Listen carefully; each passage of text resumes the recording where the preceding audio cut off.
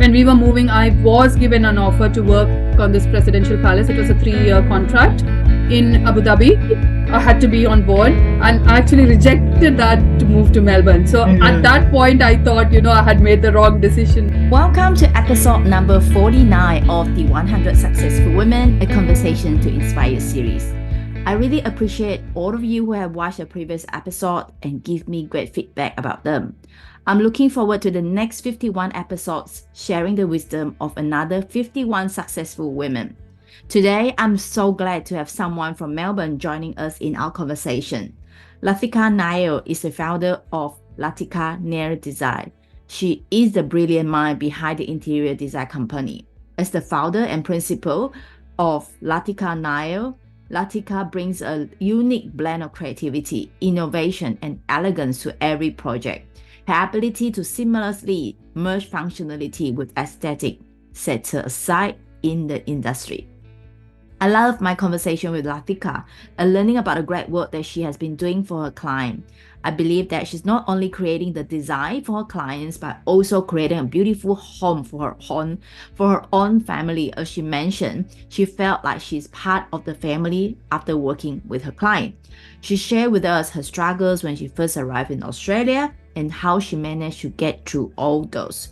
So without further ado, let's join me in my conversation with Lathika coming up next. Hello, good morning, Lathika. How are you doing today? Hey, good morning, Vivienne. I am doing really good, thank you. And thanks for having me. How has your day been so far? I am good and fantastic. Thank you so much. I'm so excited to finally have you here because we have been planning to have this one for quite some time. But yeah, it's 2024 and you're finally here. Yeah, thank you so much. It's right. I mean, probably mid last year we've been talking, and time just flew by, isn't it? So that's right. I'm so happy to be here chatting with you today.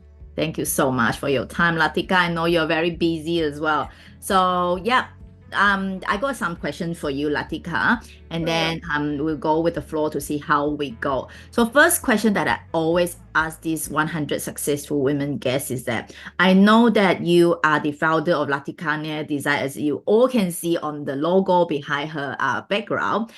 She's also a mom, she's obviously a wife, and there's so many different titles you are having, right? We as a woman, we play so many different roles. But one question that I always ask is that if you take all these roles away, who is really Lathika Nair? Oh, that's a very good question. It's actually a question sometimes I ponder myself too. I think if I don't think about anything else at the minute, I would just say I feel I'm someone who is quite creative, fun-loving, wants to be around friends and family, just enjoy life. And there's one thing I really think is important is giving back to the society. That has just been in me since a very long time. So I don't know how that all falls together, but from being creative, I can know everything I can think from my childhood. It's always been about creating something all throughout, and loving it, vibe, having a group. I think very social person, so I need to have the group around me. I think that is how probably I'll describe myself, and an animal lover. I don't know if that's a title or what is it. I love that. I love asking this question, because I get so many different answers from different people. And then it's such a great question to ask ourselves as well, because sometimes we forgot about who we really are because they're so busy doing things instead of being, right? You're right, because sometimes it is because we are always caught up in something. Like morning, as soon as we wake up, it's like the kids. So, you're taking the mom role, you have to get them ready, then you've got your chores, then you've got, of course, your clients waiting. So you're just jumping from one role to another. And deep down, you sometimes that question does come in, especially on certain days you're thinking, what is it? Who am I actually? Kind of a thing. So it's a beautiful question, the good one. I wasn't expecting that though, but it's a good one. I have heard your podcast, but somehow it didn't register. That was the first question always. Thank you so much for sharing with us who is really Lathika Nair is. So I know that obviously you are the founder of Lathika Nair Design. I did read a little bit of your bio, Lathika, and I know that you started this back in 2010. No, my business is 2020. It started 2020. Okay. Yeah. So what is can you share a little bit, what's your pivotal moment or experience that inspired you to, I know that you were working as an architect for someone else before. So what is that transition that made you transition to start your own business? So one of the reasons I think, look, I was a registered and practicing architect in India before I moved to Melbourne. So I have worked in India and Middle East, and I have worked on various different scales of projects, starting from a single bedroom home to, I've actually been a part of Presidential Palace Abu Dhabi as well. I've been a part of the design team. And in India, I was already at that stage, where of course I was working for someone, and I was thinking at that point, I need to, because sometimes you get held up in certain ways when you're working on someone else's design, where you're not able to go through and do exactly what you wanted to do for the project or for the client, because your boss has said, that's all that you need to do, you don't need to go beyond that. So that has always kind of held me, and I think, I wish I could just do this on my own so I can do and explore that better and maybe provide something better. So always the fact that maybe I could provide something extra for my clients was one aspect that I had at that time itself, and that's when myself and my husband decided to move to Melbourne. So this being a new place, I knew I would have to start from the grassroots level, because though I had all these experience, this is a new place, everything is new, building rules are different. And again, I started from the start, where you're doing more of drafting work. But unfortunately, I realized working in architectural firms, I was not getting the chance to go beyond that, like no designing. So what I was just doing, like back end of the office and all time in front of the computer drafting. Now I love drafting, don't get me wrong, but that is just one part of my whole work. It was more being creative. I was not getting that creative outlet. And that is when I started exploring interior design options, where I started getting more of that creative aspect again, in where, I was getting jobs where I could create. And then, of course, drafting was part of it. But again, then when you're working for someone, you always feel you're held up and, you're not able to express completely. And then the other reason was, I had my kids, and then I thought, it is difficult for me to work for somebody else's timing and to help other people. So I thought, okay, that's when I decided I'll start out on my own, so I can help people that I really need to, and take up jobs that I'm keen and work on my flexibility. So that was one main push that literally pushed me on the edge and got me going. And it's a great time, because as soon as I started, we were hit with COVID. So that was a funny time, but that's when I started. Oh, that's amazing. And it's it definitely, it's some challenge for you when you started during that COVID year, right? Yeah, it was. None of us knew we were going to go into lockdown, and this That's is what right. was going Melbourne to happen. is the worst one. Yes, the worst one. And it's funny, but the first job that I had when I started my business was actually from India, because I had some family there, and they knew, of course, I was a practicing architect, and they were doing a renovation, and they put forth a question to me, and that's how I started designing for them. And I realized, okay, this online, because we all had to pivot to online, and people are kind of getting used to now, so there was like WhatsApp call, or you give a drawing and then you do a WhatsApp video and talk to them. So that was kind of we were all moving into that digital aspect. So even trades down there, they were happy to get on the call and talk to you and try to understand what is it that you're getting. Of course, it was not, the design aspect worked well, but of course because I don't have the site supervision and not the full control of things I couldn't have, but at least that idea was communicated and they did that job, which was great, and that happened during love. So it was like a learning experience for me, and I think for everybody else. But it, to be honest, I really enjoyed that. I really enjoyed that time because one, it was the first work that I got after kind of I officially launched. And of course, because it had that design aspect, I was like fully, that was the only job at that time I had. And I had just a baby who hadn't turned once. So this was, whenever I used to get that time, it was all about, oh, let me create. So I was really getting into that mood of it. So it really helped me also during that time. Wow, you're amazing. And not only that, that was a most challenging year that you started the business. It's also the first year of motherhood, is it? No, it was my second baby. So yeah, second baby, but he hadn't turned one. He was still a baby. Wow, that's such a big that's lots of that's so motivated and so inspiring for you to do that. And thank you so much for sharing that story on how you started this Lathika Nair Design.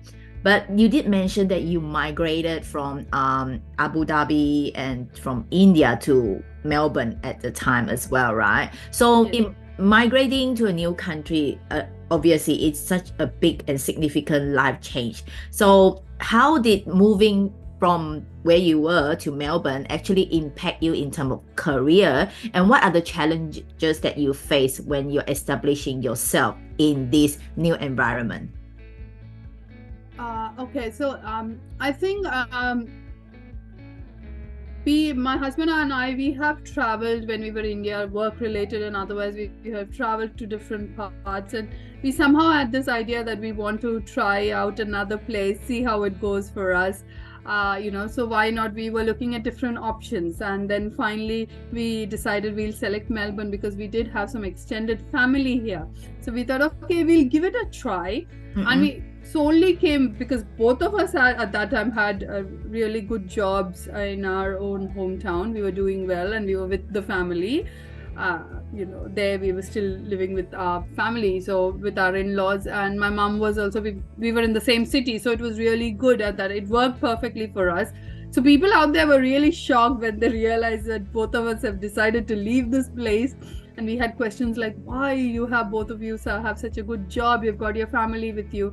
But we wanted to just explore the idea and see, and we came with the intention that we'll try 6 months to a year and see how the new place treats us.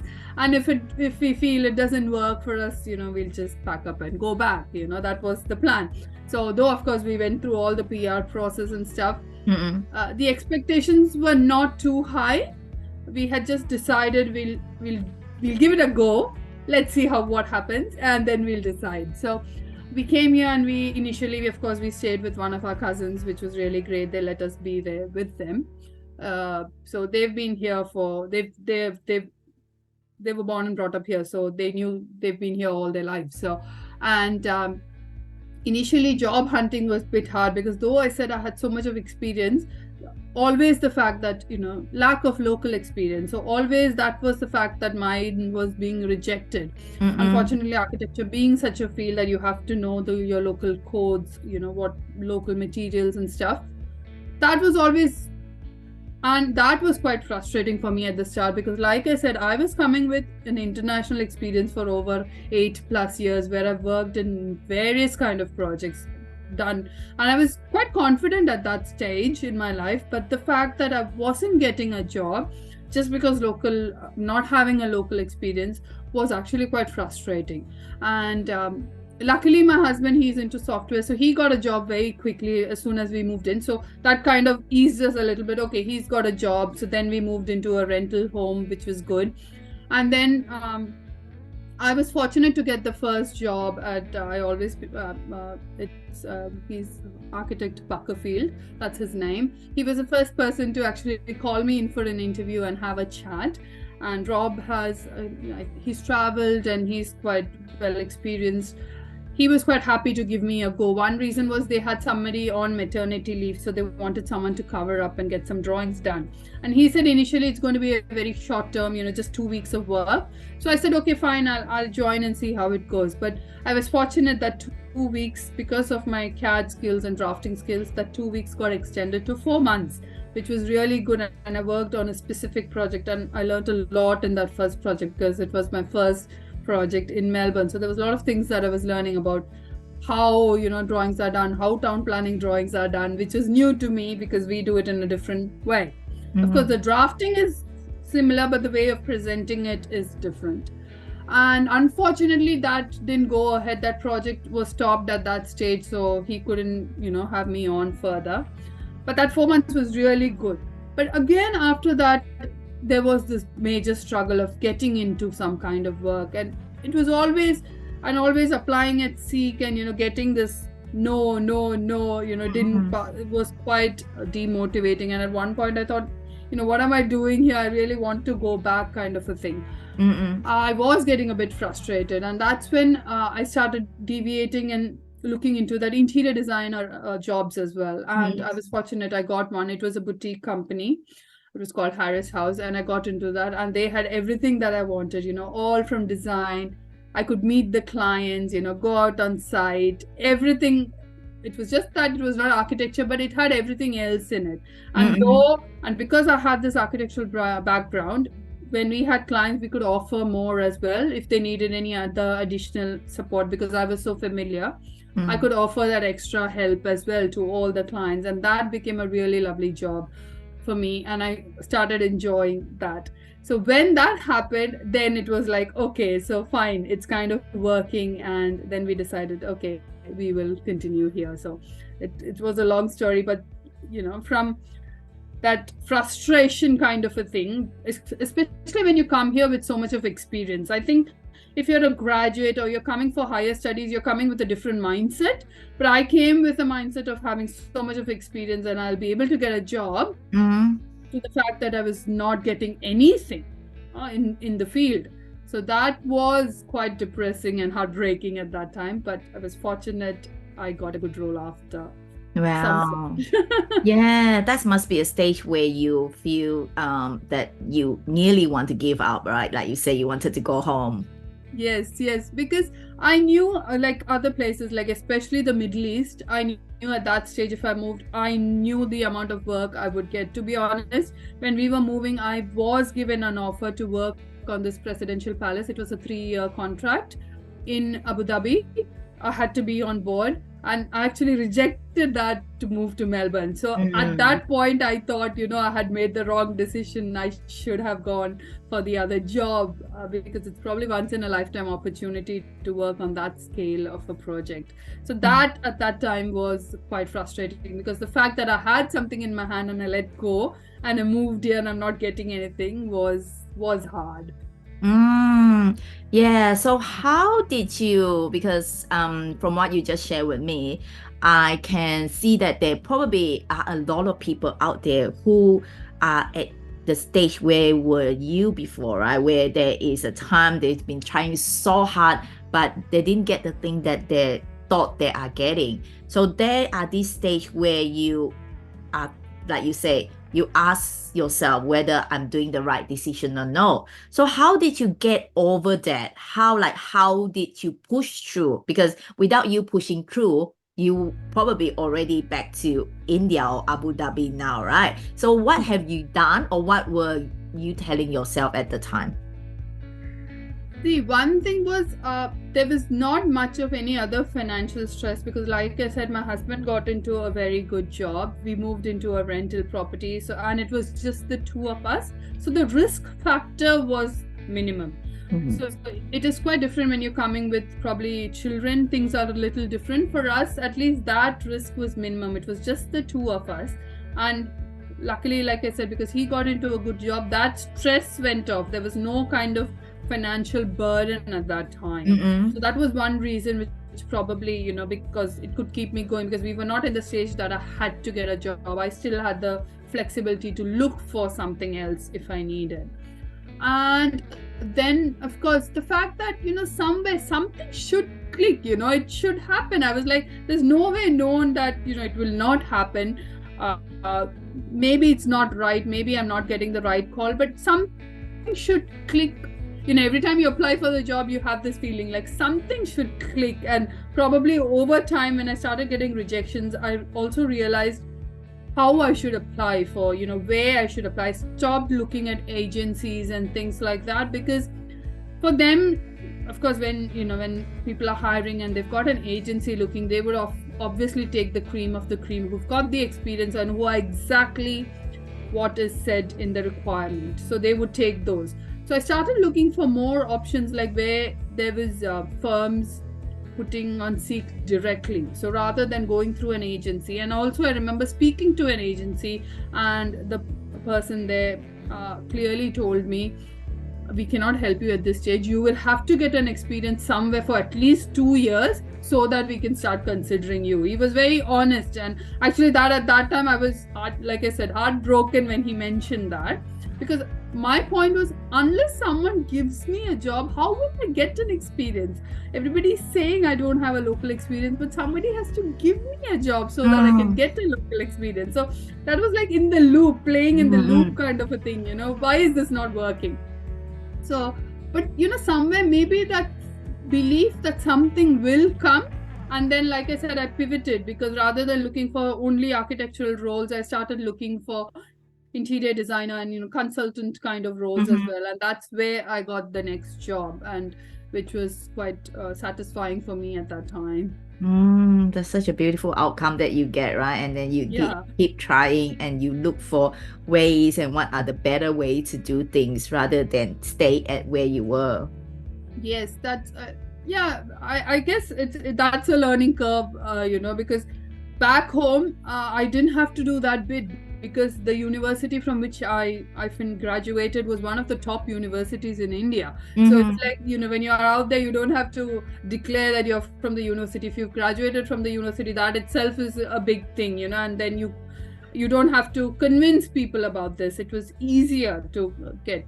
But here I had to start from scratch. Nobody knows which university. There's no point in telling I worked in so many years. I worked in one of the top, because that doesn't recognize have anything to do with the local experience. So and unfortunately my field is that I need to know the local codes. I need to have the local experience. So that was frustrating, but like I said, my first job, so I had that feeling like someone will be there who understands and who will give me that chance. I always felt, there will be someone in Melbourne who will give me that chance. Probably that I just kept.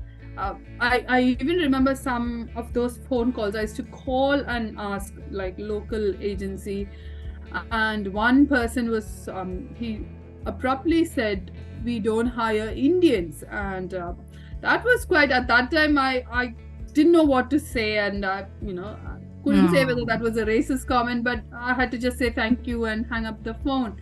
But then that got me thinking, where am I, where have I come, is that a problem? So these things, even like it's been 14 years and I can still remember this. It shows that actually that stayed back. I don't remember which firm that was though, but that dialogue has stayed back with me. So those were hard times. And I remember when my husband used to go and come for work, I used to have this notebook where it's got the whole page. I still have that book with me. It's got the whole page, like today these were the people I called. There would be like 20 to 40, and it was very tiring calling them up, introducing and then hearing a no. It used to be quite tiring. And the fact that it's not about the physical tiredness, it's probably the emotional stress that it was giving me. The fact that I thought I would easily get a job was not happening. So yes, those were hard times. Now when I look back, it's like probably it's all like I don't have any complaints of moving to Melbourne now. I'm really happy. This place has given me everything that we have, so. But at that time, of course, the job was the thing for me, and it was and you have the belief that there will be someone there out there hiring you, and those are just your stepping stone to where you are today. Yeah, thank you. Yes, you probably, sometimes you just feel there's somebody pushing you and somebody holding you, your Mm, guardian angels, that's right. which is probably getting you across. So, Um, and like I said, because we did not have any risk factors, so I could uh-huh. kind of take another, see how it is. And I even came to a point I might have to change my career, but that was not something I wanted because I was so into it, had to be anything to do with design, And but I would think creativity. maybe something different, but still design related. Oh, that's such a beautiful story that you just shared. It. I love that. I just show someone that it's need dedication and never give up, because there will be another call. Who knows? You have been rejected for so many times because you say how many calls that you made in a day. It was draining internally, but eventually you get to a yes. Yes. Mm, And I think probably the other aspect is the more you try, it's happening today in today when I'm running my business as well. If I speak to 10 people, I can convert two. So if I speak to 100 people, I will be able to convert 20 probably. So that is always there. The more you need to get out there, mm. and probably it is the person who's trying. Like for me, I am thinking that I've called 40 people, but the 40 people are probably hearing my name for the first time. So that's the way it is. So Wow. That's I mean, such a yeah, great probably I'm reminder, right? understanding better now Oh, I as really time think that goes. that's such a great story and reminder for anyone out there who are like discouraged for getting the no's. But then look at what Lathika just say, yeah, 40 or 20 calls that you make, but to them it's their first time listening to your name. Yeah, thank you so much for that, Lathika. And the next question that I have for you is that you have two children. Is that right? Yes, yes, How yes. old are they? They are 9 and almost 5. Oh wow, they're still young though. So between family, home, and your professional life, so balancing this is something that is quite challenging, especially as a mom. So how did you navigate this family and your entrepreneurship? What are some of the advice that you can give, especially for other women out there who probably are trying to managing different roles in their lives as well? Uh, See, one thing, it's a great question because I don't know if there's something called balance. It's just the way, you have to, certain things take importance on certain day and you've got to focus on that. And of course, thankfully, I have, my husband also does a lot of things. So the other thing is you need to ask when you need for help, whether it be your husband or whether it be your close circle as well, because sometimes people, when you're doing it, people just think you're able to do it, but only when you ask may the other person even realize that probably you need help with something. So that is one thing I have learned over the time, that even if it's my husband, sometimes I have to just tell him or ask him, can you do that instead, because I that's too much for me to do it today. So thankfully there is someone, he is a person that I can easily communicate and I am able to tell him and he will take that up. The other thing was COVID in a way was a blessing in disguise, I can say, during that time, because like I said, my baby was little one and my mom had also traveled from India. So she was here with me the 2 years of COVID. So to some extent, the fact that she was there, I could leave a little bit of task to her. She's not able to do too many things, but at least if I've got the baby, and she had to sit with the baby, at least she would do that, and so that I could spend that time doing something else. And my older son, he was doing school, homeschooling, which was fine, but I had to just attend to him once in a while. But like I said, husband also started working from home because he's into software. He moved completely work from home. So the fact that he was also at home actually helped, because he would do other things like going out and stuff, and whatever had to be done, he would do it, and I had to just manage things at home. So Mm-mm. of course, I would say one of the best thing is, whoever is your partner, your husband, is you need to sometimes just say things and communicate clearly when you need a helping hand, when you need someone to do something. And I think it just over the time, because it's a family, and then this way, and Of course, times have been hard with the little one. Probably when the little one was sleeping, I used to do work at midnight, and maybe during the day would not do as much because the other boy was homeschooling. I had to pay attention to him as well. And husband, because though he was home, he was working full time. So I just navigated through, and initially, like I said, just having that one work at a time kind of helped me because I wasn't taking too much on board. So when that job was almost completing, gradually, if some inquiry came in, I would pick the other work. So I was not doing too many work that, it would just overwhelm me. I was starting slow, and like I said, because I was starting from zero, anything, even a 0.1 was like a big thing for me at that time. So I was taking it very slow. And I think that is one reason I started, because I thought I can work with my flexibility. And of course, there were days when we started getting out of COVID and out and moving. Of course, I had to go out to job sites and all, but then I would organize it with my husband to make sure he's home the day I'm going, so that I don't have to worry about the 3 o'clock pickup. He will do it. Or fortunately, I do have some cousins around whose kids are also going in the same school. So if we both are not available, somebody else can pick the child up. So those are things, I try to plan early in the week so that those things are sorted. And then, of course, time, luckily, when the baby started sleeping better, I started getting better night sleep, which was good. So, throughout the day, I could have more time for work and adjust accordingly. So I think one reason is I did not take too much work. I was just taking a very limited number of work. So to take on whatever you can, and instead of feeling overwhelmed, and to ask for help if you need it. Yes, I think that's one thing women have noticed, where women, because there's always this pressure of super mom or super lady or whatever you call them. You can do everything together. But that's a very wrong notion we are giving. There's nothing wrong with telling someone you don't have to give an excuse that why you can't do it.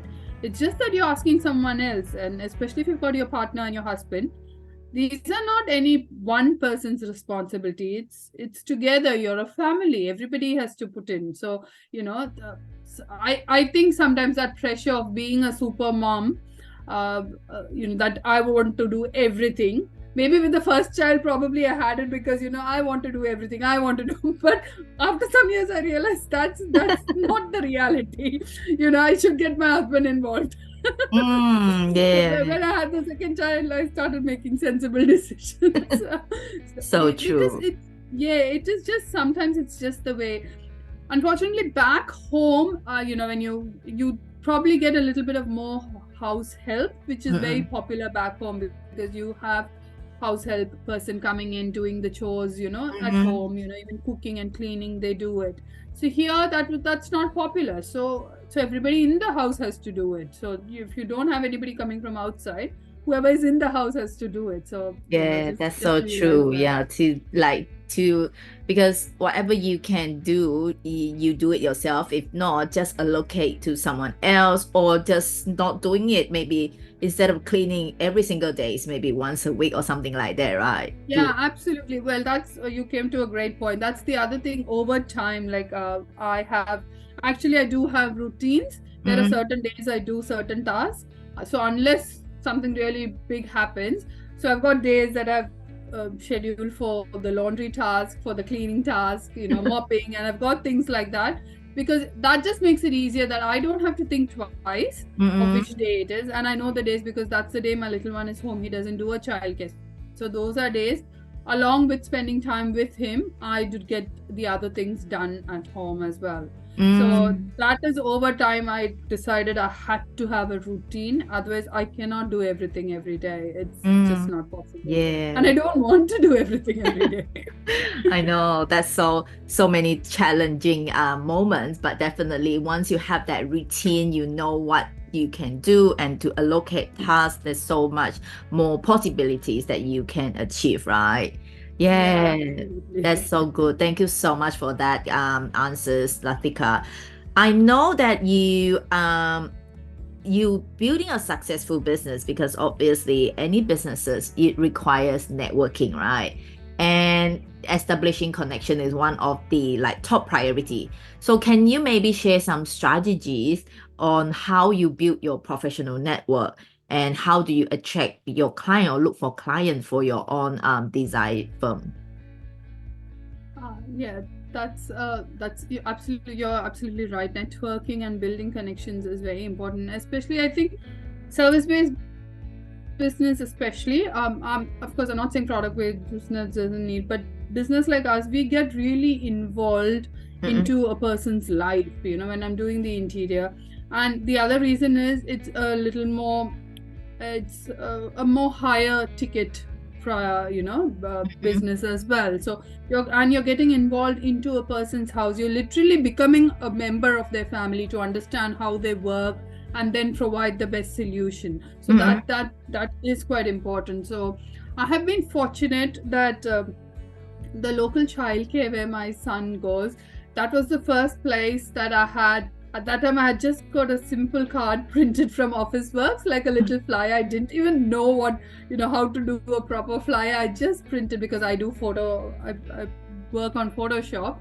At that time, I was not familiar with Canva at that time. So Photoshop, I created one, just got it printed from Officeworks on a little thick paper, and I cut them into small strips, and I had them outside the childcare and near my local, one library there. And the first call I received from outside the family was from someone from the childcare, a family. And that is how was my first connection. And today, also, they've come back to me. I renovated their kitchen and laundry when I first started in 2021, the COVID times, the scary times. And today, when they're redoing their spaces, also we are in touch. So I am doing the other spaces in their home as well. So that was my first connection. So there I have quite a lot of friends that I have made over the years because both my kids went to the same childcare. So I've got a circle there. And from that, I have grown into a bigger circle. The other thing was Facebook has been quite good when we consider social media. There's too much. There's a lot going on with social media. So of course, one of my friends had advised me that I should be out on social. But at that time, in 2020, I just thought one post for the week was good. I had no idea of the strategy and what I need to do. And I thought that was fine. But I realized I'm not getting any clients. Slowly I started learning that there's so much to social media. People are posting 5 and 6 times to get in front of people and all these algorithms and stuff. But Facebook is another place because I notice my client base, they are mostly from Facebook.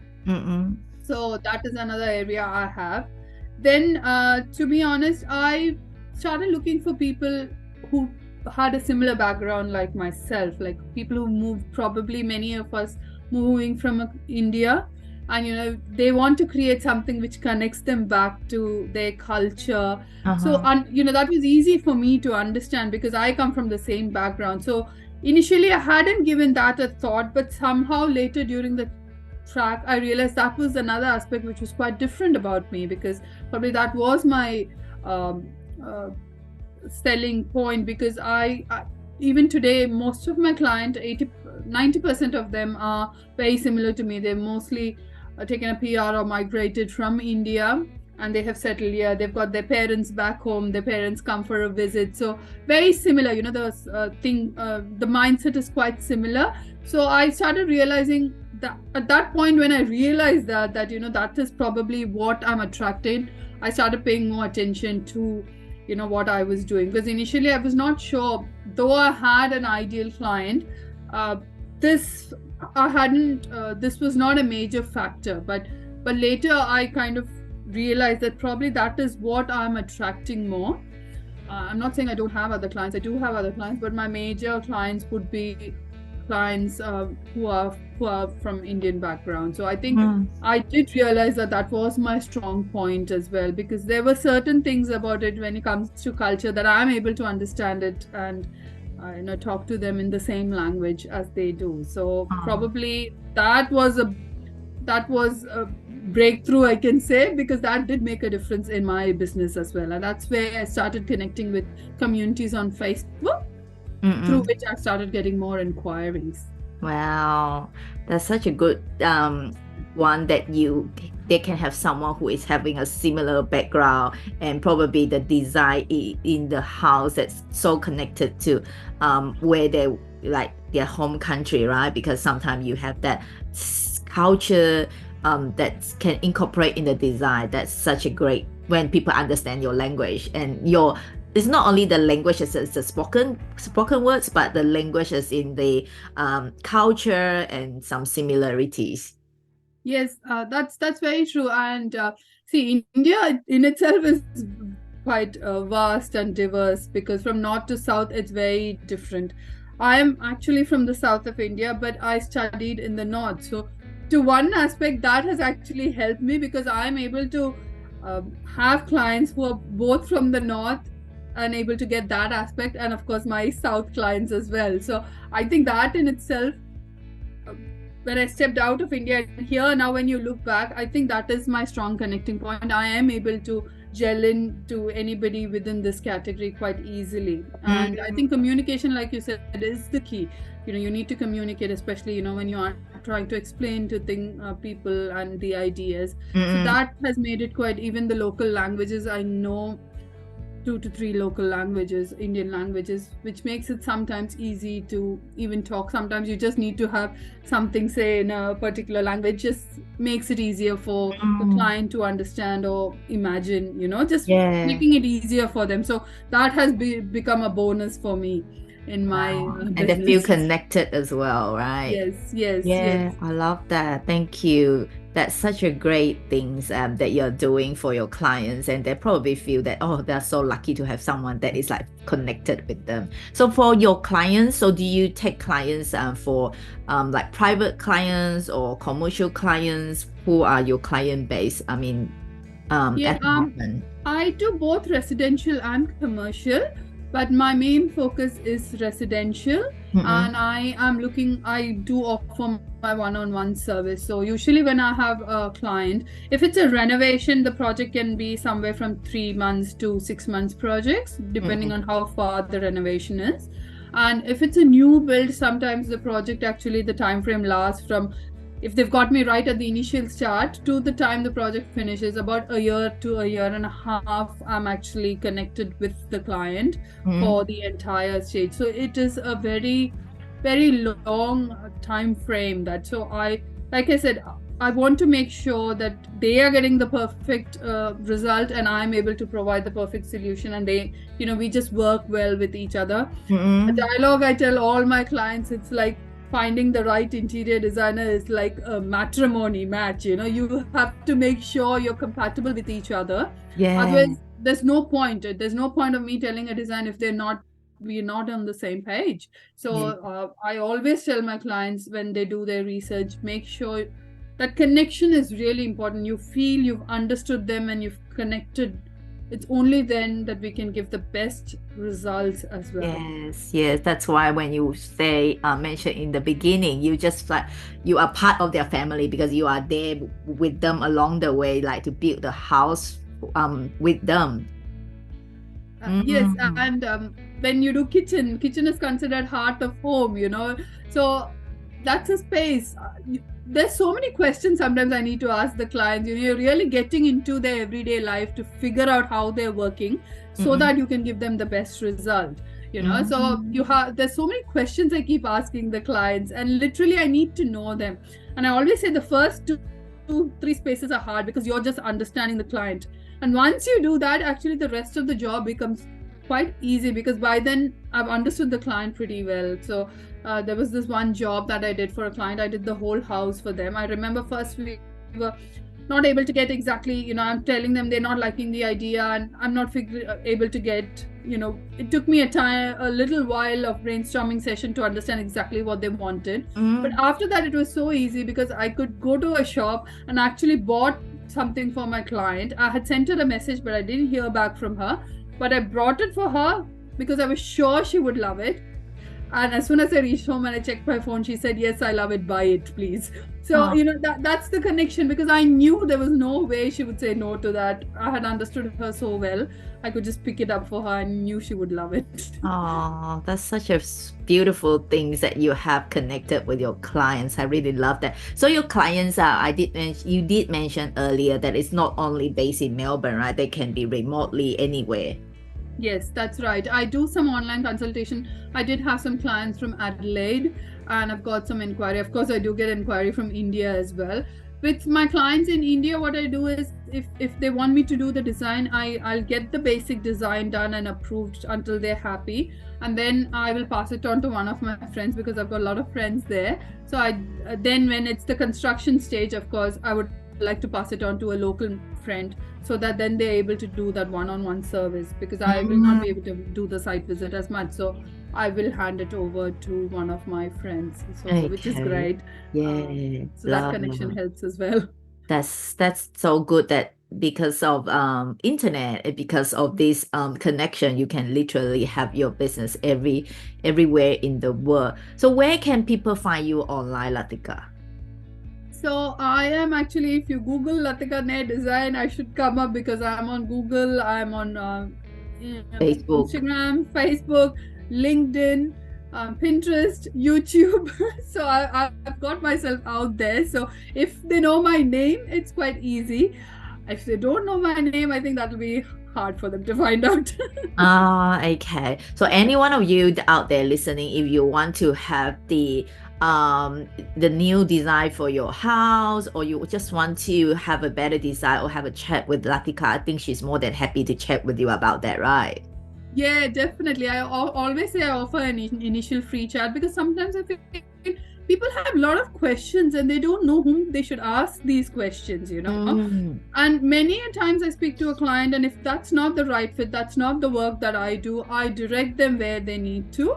Because I recently had a call from someone who was building with one of the custom builders that went under, and she had called me to say that she needed help. Now, of course, I could help her with the interior, but her build was not completed. And I knew I cannot take up that part of the job, because they've got to do with the bank, and I can't do that aspect. So I had to send her to someone else. I sent her to another architect who could take up the job and get the work done. So I'm able to, that's why I offer the 20 minutes chat. One is to understand what they're looking for, if I can offer that, and if not, what they need to do, because most people get stuck in this way. There's a lot of gray area, and people get stuck. They don't even know whom they should ask these questions. And I always say, if it's got something to do with your home, no question is a silly question, because if it's come to their mind, it is something that they're thinking about. So they need to get an answer for it. And I, really try my level best to be able to guide them with the knowledge and skill that I have, and direct them what they need to do next. Wow. Yeah, that's such a great thing that you offer the consultation for them, and but like people probably have some idea that they feel like they want to put into a reality, or how to put it in real life. That would be great to talk to Lathika about that. Yeah, I'm so well aware of the time, Lathika. And yeah, before we wrap up, I would wanted to ask you, is there anything that you would like me to ask that I haven't asked yet? No, actually, you've asked a lot of lovely questions. I think I've spoken for a long time. So lovely questions there, Vivienne. Really nice answering those questions. And yeah, good to, I'll probably have to listen back to this and see what I was just going on talking as usual. I love what you just shared. It's like a lot of golden nuggets that you share, and I love listening to your stories, and it's very inspiring, and it's such a examples to tell other women out there. Yeah, there will be challenges along the way on whatever that you are doing, but just keep going and believe that like you say, there is our guardian angel out there looking after us. Just believe in what you're doing, and yeah, keep going. So one last question that I would like to ask you, Lathika, for all the other women out there, what is your one piece of advice for them? Believe in yourself. I think that is one thing everybody needs. Just believe in yourself. Because I think we get so much under the pressure, and we are always doubting. And I think everybody is capable of something. So just believe in yourself. As long as you're not doing anything unethical or illegal, believe in yourself and you will get there. I love that. Believe in yourself. And I love that Lathika is actually believing what she's doing, and she didn't change her channel because she was initially thinking to even not doing creative stuff, right? And you have that split second thinking, but you keep going and believe in what you're doing and see how great you are serving all your clients here and everywhere in the world. Thank you so much, Vivienne. I'm really happy and really appreciate all those clients who've trusted me with their design and with their home. Like I said, it's like another baby. They've trusted me, and I've built amazing relationships. I really, that's the best thing I think I've done with all this. My connections that I have made, I think it's lifelong connections that I've made, and blessed to have so many more friends in my circle now. Oh, I love that. Thank you so much for your time, Lathika. I really enjoyed our conversation together and learned so much from you. Thank you so much, and I'm looking forward to maybe invite you again in the coming future. Okay, thank you so much, Vivienne. Love to chat with you. Thank you very much. Thank you.